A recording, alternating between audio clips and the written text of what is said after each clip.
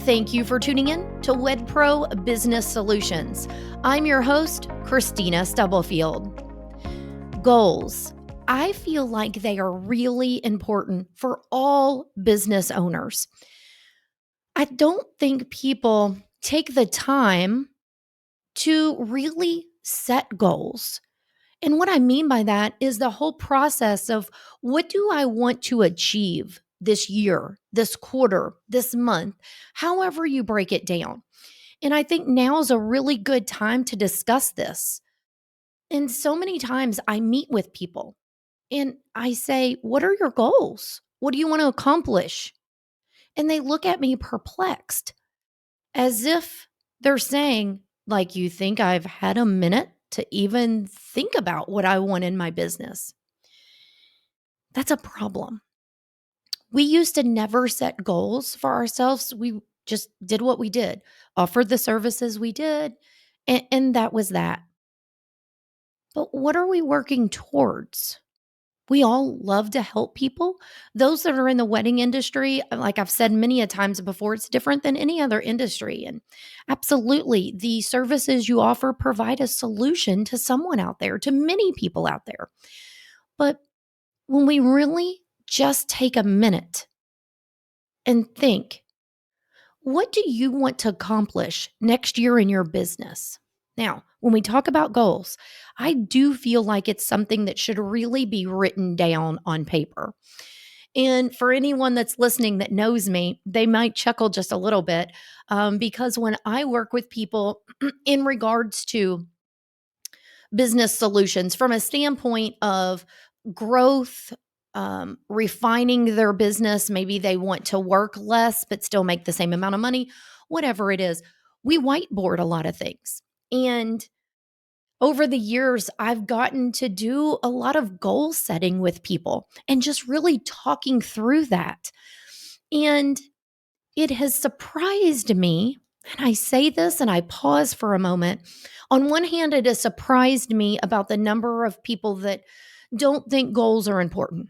The other side of it that surprises me, on the other hand, is we don't take time to even think about what do we want out of our business.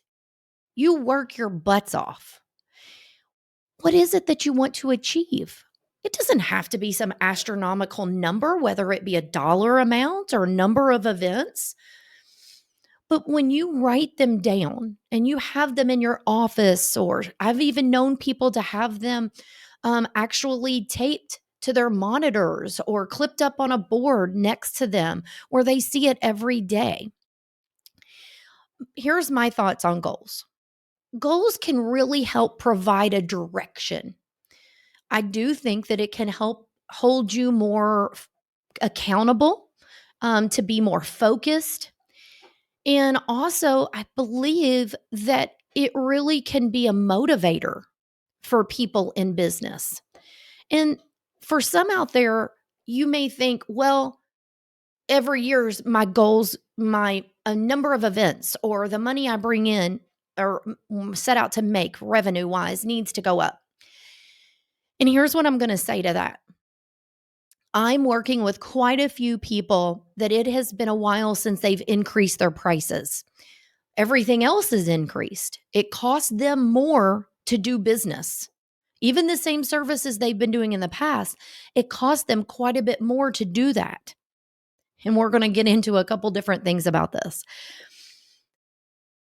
That's why I feel like this is something that you don't just necessarily set once a year. That's a great starting point. But life can happen, things change. And sometimes you have to reevaluate what those goals are.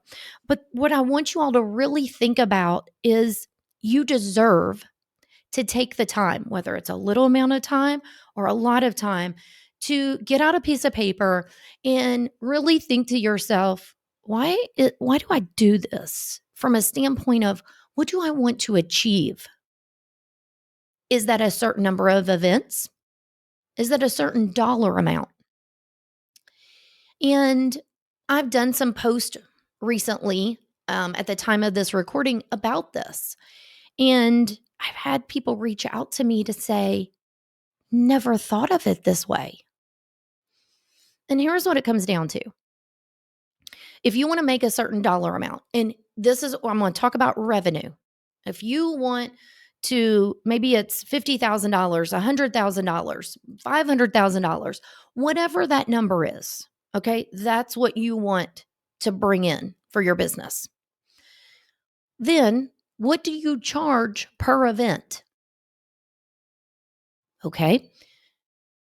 When you take the amount you want to bring in with revenue and you divide it by what you charge per event, that's going to end up giving you the number of events you need to book for said year to reach that goal. And there's several other things that go along with this. Again, I'm back to saying it doesn't have to go off of a dollar amount. I've done this in reverse with people that, look, in the past, I've done 15 events a year. I really want to get that down to 10.